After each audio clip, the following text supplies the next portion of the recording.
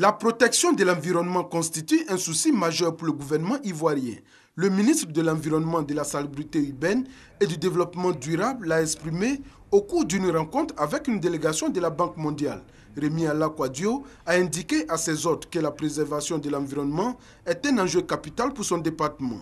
Une préservation qui, selon lui, se traduit par la prise en compte du projet RED+, entendait réduction des émissions de gaz à effet de serre.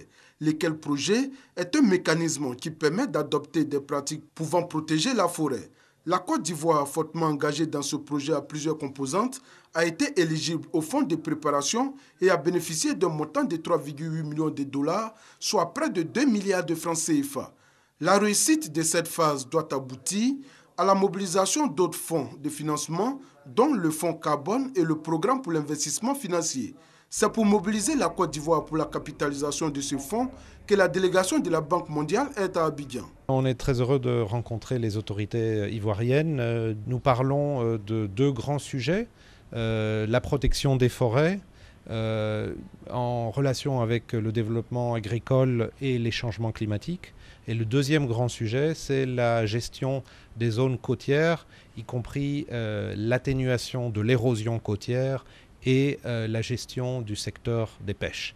Et donc dans ces deux domaines-là, la Banque mondiale a déjà entamé un dialogue politique avec les autorités ivoiriennes, le secteur privé et d'autres acteurs.